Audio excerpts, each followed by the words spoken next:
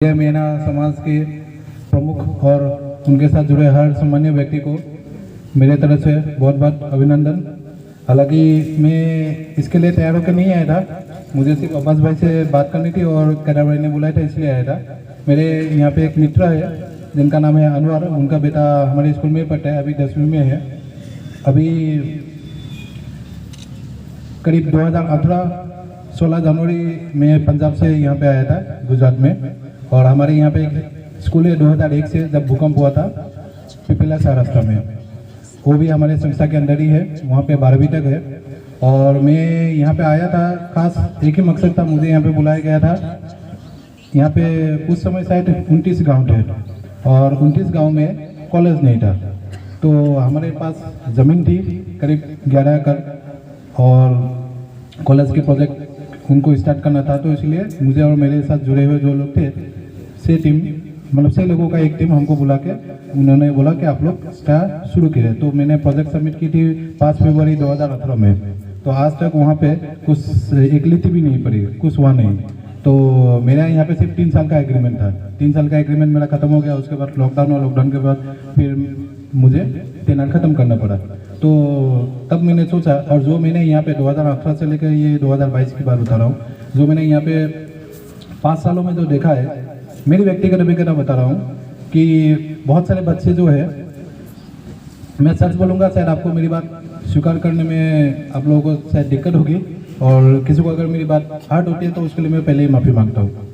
तो बात हुई थी कॉलेज की, लेकिन हुई नहीं। उसके बाद जब मैंने ऐसे बहुत सारे बच्चे को देखा है, खुद हमारे स्कूल के बच्चे को, क्योंकि जब आपको सामने ऐसा अभिज्ञता होता है कि यहाँ पे क्या मिसिंग है, तब आपकी वो मतलब लाइफ में वो अट्रैक्ट होना और इफेक्ट होना दोनों बात अलग होता है। तब मैंने सोचा क्यों हम इस प्रकार से ऐसा व्यवस्था ना करें कि यहाँ के बच्चे जो हुनर है, समझदार है, आर्थिक परिस्थिति की वजह से शायद कुछ पढ़ना चाहते हैं लेकिन नहीं पढ़ पा रहे।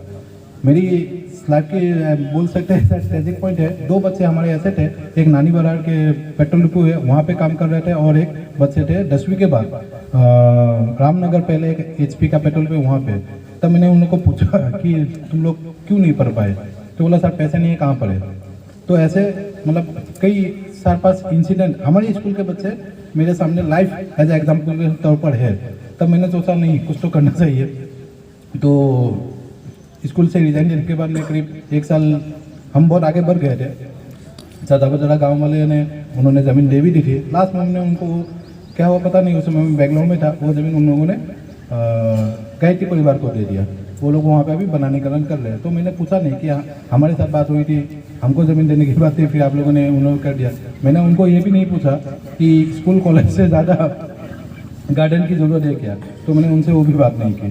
क्योंकि क्या है, जब सामने वाला व्यक्ति पता होता है कि वो लोग शायद शिक्षा को इतना इम्पोर्टेंट नहीं दे रहे, तो फिर हम तो बाहर से आए हैं, हम महाराष्ट्र है, यहाँ से आके स्कूल कॉलेज खोलना हमारा जो काम है वही है, तो वो करने की कोशिश कर रहे हैं, लेकिन कहीं ना कहीं समर्थन नहीं मिला, तो हम वापस चला गया था। अभी कुछ दिन पहले जिनका मैंने नाम लिया, अनवर भाई, उनसे मेरी बात हुई, तो उन्होंने सर देखिए अगर यहाँ पे कुछ हो सकता था। मैंने ठीक है, फिर कादा भाई से बात हुई, तो लास्ट में मैंने उनको हाँ बोला, ठीक है अगर हालिया में इस प्रकार की कोई व्यवस्था होती है तो मैं तैयार हूँ। मेरे साथ पूरी प्रोजेक्ट में जो लोग इंक्लूड है वो लोग तैयार है, और पूरी एजुकेशन की जो टीम होती है, जैसे इंग्लिश मीडियम के लिए आपको बाहर से शिक्षक लाना पड़ेगा। गुजरात या सौराष्ट्र यूनिवर्सिटी के अंदर जो भी शिक्षक है उनकी एजुकेशन लेवल मैंने देख चुका हूँ किस प्रकार से क्या है क्या नहीं। तो अगर यहाँ पे as a standard class as a international level की स्कूल या कॉलेज खोलनी है तो हमको ज़्यादा से ज़्यादा बाहर के शिक्षक सही है, और इस प्रकार से पूरी टीम मेरे पास है। और शिक्षा की ज़रूरत की बात ये बता रहा हूँ, जैसे मैंने बोला आप लोगों को अच्छे से पता होगा, जो बच्चे अभी किन के माता पिता यहाँ पे है मुझे पता नहीं, बच्चे हुनर होने के बाद भी ज़्यादा से ज़्यादा मोड़ भी जाएंगे, नहीं तो ज़्यादा पैसे वाले हैं जिनके पास बहुत पैसा है वो लोग जाएंगे अहमदाबाद, बड़ौदा और ज़्यादा सर राजकोट। यहाँ के गांव के स्थानीय जो बासिंदा है, स्थानीय जो बच्चे वो लोग कहाँ जाएंगे।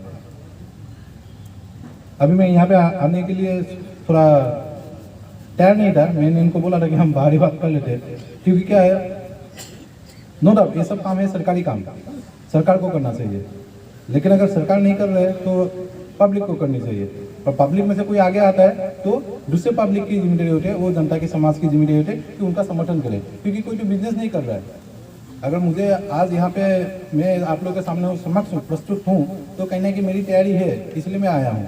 वरना अगर मुझे जो बोलते हैं ना एज एजुकेशन को बिजनेस करते हैं आजकल, उस हिसाब से करना होता तो मैं बेंगलोर में ठीक था, मुंबई में ठीक था और आराम से 1 लाख रुपया सैलरी लेकर कर सकता था। लेकिन जो मैंने बोला, मुझे यहाँ पे खुद मेरे कई बच्चे हमारे स्कूल का जिसको मैंने पढ़ाया, जो लोग शायद मेरे पाँव छू के आशीर्वाद लेते हैं, ऐसे कई बच्चों को मैंने देखा है कि पैसों की तंगी की वजह से अच्छे बच्चे, अच्छे विद्यार्थी वो लोग पढ़ नहीं पाए। और यही शायद यहाँ की कहीं ना कहीं एक बहुत सारे लोगों ने शायद उसको नज़रअंदाज किया है या लोगों के नज़र में नहीं है, लेकिन वो पॉइंट है, यहाँ की समस्या है, तो कुछ तो करना चाहिए। और कादर भाई मिले, अनवर भाई है, अब्बास भाई है, तो इन सभी के साथ आज मैं भी हूँ। इतने सारे जनता संगठन है, तो आप लोगों की थोड़ी भी पैसे नहीं चाहिए, मदद मिलती है तो शायद यहाँ पे हम एक अच्छा एजुकेशन इंस्टीट्यूट बना सकते हैं। और इसी बात को मैं आज आप लोगों के सामने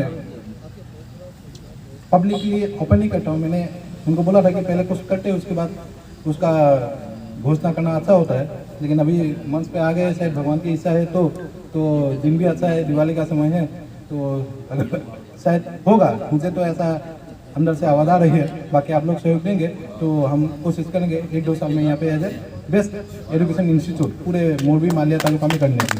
थैंक यू।